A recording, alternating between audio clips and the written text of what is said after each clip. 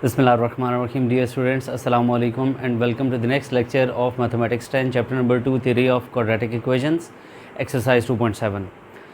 देखिए last time आप लोगों ने साइमल्टेनियस इक्वेशंस को सॉल्व किया था 2.7 के फर्स्ट 6 क्वेश्चंस को सॉल्व किया था आपने, जिसमें से फर्स्ट 4 क्वेश्चंस ऐसे थे कि जिसमें फ़र्स्ट इक्वेशन लीनियर और सेकंड इक्वेशन क्वाड्रेटिक थी, और आपने क्वेश्चन नंबर 5 और 6 को इस तरह से सॉल्व किया था कि दोनों इक्वेशंस में एक्स स्क्वायर और वाई स्क्वायर के कोफिशिएंट्स सेम थे और product term x y involve नहीं हो रही थी।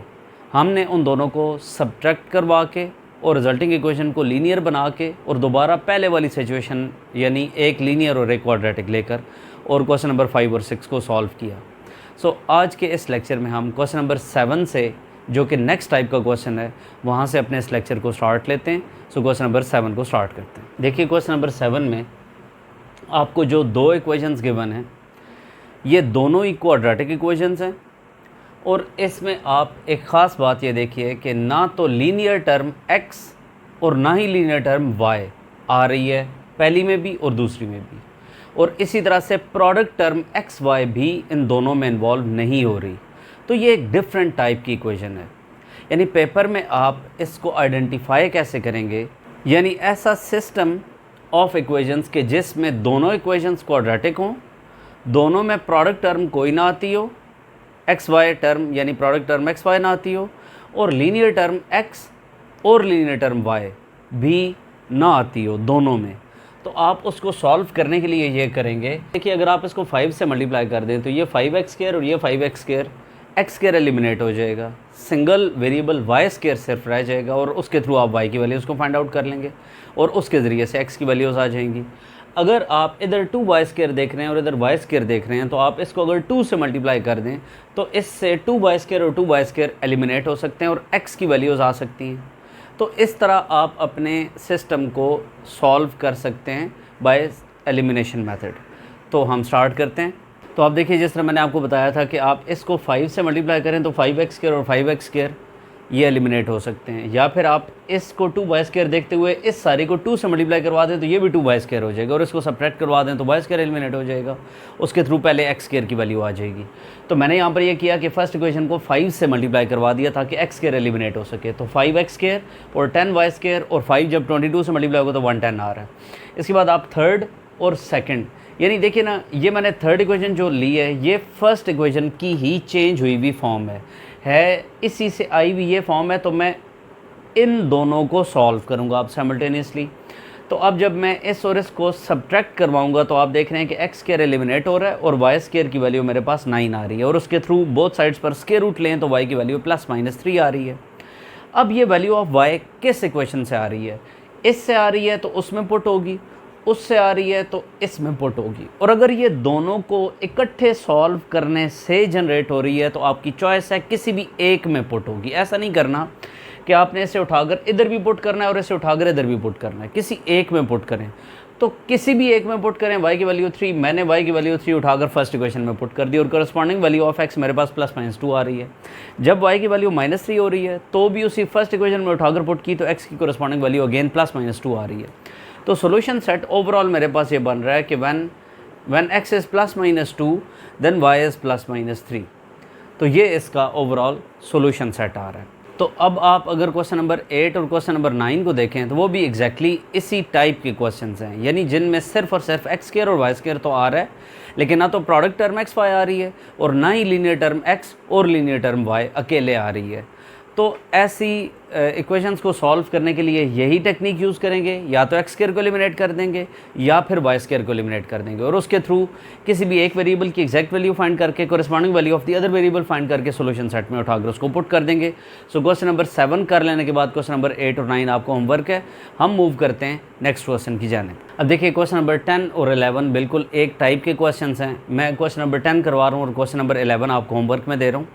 देखिए क्वेश्चन नंबर 10 में एक अलग से पहचान क्या है इस टाइप की, कि इसमें एक इक्वेशन तो जिस तरह से क्वाड्रेटिक थी वो तो वैसे ही है और ये भी क्वाड्रेटिक है, लेकिन इस इक्वेशन को अगर आप गौर से देखें तो इसमें एक तो प्रोडक्ट टर्म एक्स वाई आ रही है और दूसरा यहाँ पर कांस्टेंट कोई नहीं आ रहा।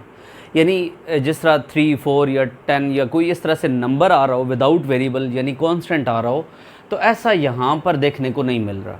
यानी कांस्टेंट अगर किसी इक्वेशन में ना आता हो तो याद रखिए ऐसी इक्वेशन होमोजीनियस इक्वेशन होती है, और हमेशा होमोजीनियस इक्वेशन को पहले लिया जाएगा और उसको फैक्टराइज कर लिया जाएगा। याद रखिए होमोजीनियस इक्वेशन हमेशा फैक्टराइज हो जाएगी। आप उसको फैक्टराइज करने के बाद एक एक करके इस इक्वेशन में वैल्यूज़ पुट करेंगे और इधर से एग्जैक्ट वैल्यूज़ फाइंड करके बैक सब्स्टिट्यूशन से दूसरे वेरिएबल की वैल्यू को फाइंड आउट कर लिया जाएगा। सो क्वेश्चन नंबर 11 में भी आप देखें तो आपको सेकंड इक्वेशन होमोजीनियस दी हुई होगी, यानी जिसमें कोई कांस्टेंट नहीं आता होगा। आप पहले सेकंड इक्वेशन को लेंगे, उसको फैक्टराइज करेंगे, दो रूट्स को फाइंड करके यानी x की value in term of y या y की value in term of x find करके फर्स्ट इक्वेशन में पुट करेंगे। वहाँ से एग्जैक्ट वैल्यू से बैक सब्स्टिट्यूशन से दूसरे वेरिएबल की वैल्यू को फाइंड किया जाएगा। तो स्टार्ट करते हैं क्वेश्चन नंबर 10 को। अब देखिए मैंने ऐसे ही किया कि होमोजीनियस इक्वेशन को पहले लिया, सेकेंड इक्वेशन को, इसको फैक्टराइज करवाया, ये यहाँ पर फैक्टर बन चुके हैं। जीरो प्रोडक्ट प्रॉपर्टी का यूज़ किया, इसको इक्वल टू जीरो अलग से पुट किया, इसको अलग से जीरो के इक्वल पुट किया और यहाँ से values of x in terms of y find कर ली। अब इसको मैंने थर्ड और फोर्थ का नाम दे दिया। आप ये देखिए कि मैंने ये इक्वेशंस निकाली, अगर फर्स्ट से हैं तो पुट सेकंड में होंगी और अगर ये वैल्यू सेकंड से आई हैं तो पुट फर्स्ट में होंगी।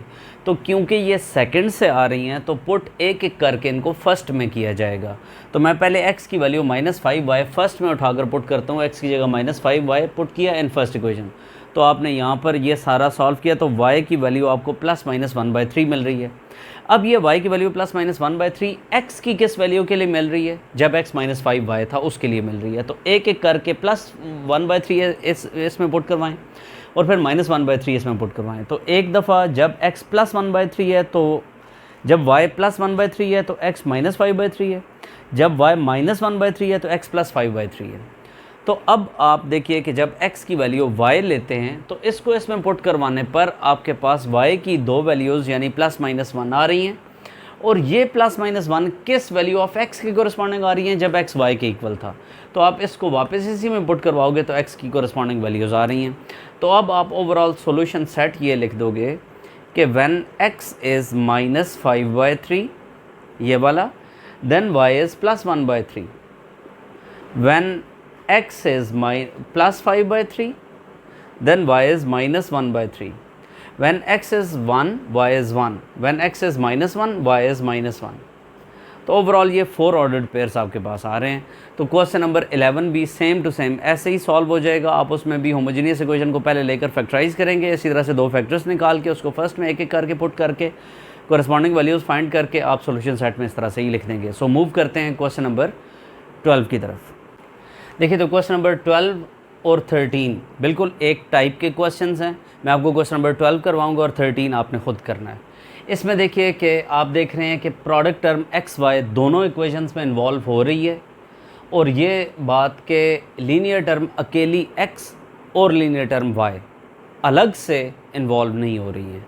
तो याद रखिए कि ऐसी इक्वेशंस को अगर आप इन कॉन्स्टेंट्स को एलिमिनेट कर दें तो ये होमोजीनियस बनाई जा सकती है। जैसे प्रीवियस टाइप अभी मैंने आपको करवाई है, तो पिछले क्वेश्चन में एक क्वाड्रेटिक थी और एक क्वाड्रेटिक होने के साथ साथ होमोजीनियस थी, यानी जिसमें कोई कांस्टेंट नहीं आ रहा था। मैंने उसको फैक्टराइज करके एक एक करके फर्स्ट में पुट किया और उससे वैल्यूज़ को फाइंड आउट कर लिया।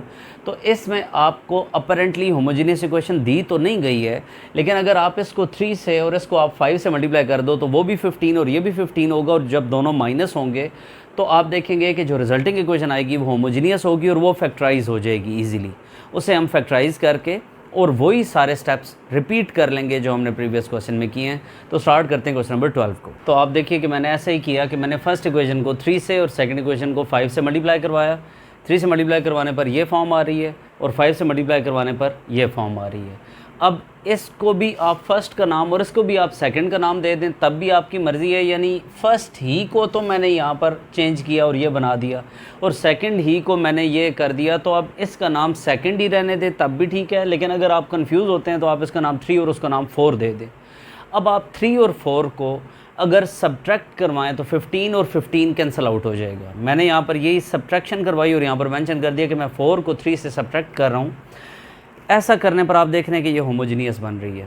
अब इसको अगर मैं फैक्टराइज़ करूँगा, जिस तरह से मैंने आपको बताया कि ये फैक्टराइज़ हो जाती है, आपने इसे फैक्टराइज़ किया और x की दो वैल्यूज़ को फाइंड आउट किया। एक x in term of y ये आ रहा है और एक x in term of y ये आ रहा है। अब ये आपने सोचना है कि ये दोनों वैल्यूज़ ऑफ एक्स किधर से आ रही हैं। तो आप देख रहे हैं कि ये इधर से आ रही हैं और ये किधर से आ रही है। अगर ये फर्स्ट से आ रही है तो सेकंड में पुट होगी, अगर सेकंड से आ रही है तो फर्स्ट में पुट होगी। लेकिन आपने ये देखा कि ये इक्वेशन हमने डेवलप की है इन दोनों की हेल्प से। तो आपकी चॉइस है कि आप x की इन दोनों वैल्यूज़ को फर्स्ट में पुट करो या सेकंड में पुट करो, लेकिन किसी एक में पुट करना है।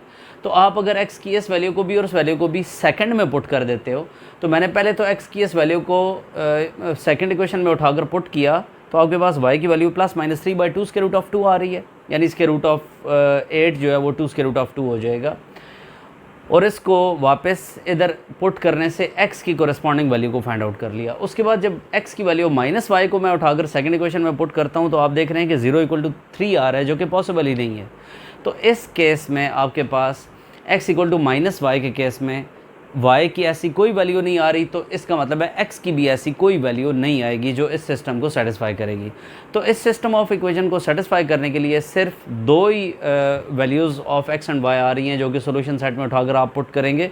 तो आप लिखेंगे कि when x is +-5/2 square root of 2 then y is +-3/2 square root of 2। तो ये दो ऑर्डर्ड पेयर्स लिखे हुए हैं जो कि कॉम्पैक्ट फॉर्म में आपने लिखे हुए हैं। अलग अलग कर दें तो प्लस एक दफ़ा ऑर्डर्ड पेयर और माइनस एक दफ़ा ऑर्डर्ड पेयर आ जाएगा। तो अब आप देख रहे हैं कि इससे इस इक्वेशन के थ्रू कोई सोल्यूशन ना आने की वजह से बाकी दो ऑर्डर्ड पेयर्स स्किप हो रहे हैं। तो अगर आप इसका 13th पार्ट करेंगे तो उसमें भी आप बिल्कुल ऐसे ही कॉन्स्टेंट्स को सब्ट्रैक्ट करवाएंगे और उसके ज़रिए से आप होमोजीनियस इक्वेशन बनाने के बाद फैक्टराइज करेंगे। उसमें से जो आप x की दो वैल्यूज़ निकालेंगे, एक एक करके उसे सेकंड में पुट करेंगे, वहाँ से आप y की दो वैल्यूज़ एग्जैक्ट निकालेंगे और उनको बैक सब्स्टिट्यूशन से x की दो एग्जैक्ट वैल्यूज़ निकालेंगे। तो इस तरह करके आपके पास उसमें भी ऑर्डर्ड पेयर्स आ रहे होंगे। तो आई थिंक कि आपको 2.7 एक्सरसाइज क्लियर हो रही है। इंपॉर्टेंट एक्सरसाइज है, बार बार प्रैक्टिस करने से ही आपको समझ आ सकती है। सो ट्राई करें कि आप इस एक्सरसाइज को अच्छी तरह से अपने खुद हाथ से प्रैक्टिस करें, तो आप अच्छी तरह से इसको सीख सकेंगे। सो आने वाले लेक्चर के अंदर हम एक्सरसाइज 2.8 को सॉल्व करते हुए इस चैप्टर को एंड करेंगे। So keep watching this channel. अगर आपको ये वीडियोस पसंद आ रही हैं तो प्लीज़ इन्हें शेयर करें, सब्सक्राइब करें इस चैनल को और प्रोमोट करें। Thank you so much for watching. Take care. अल्लाह हाफिज़।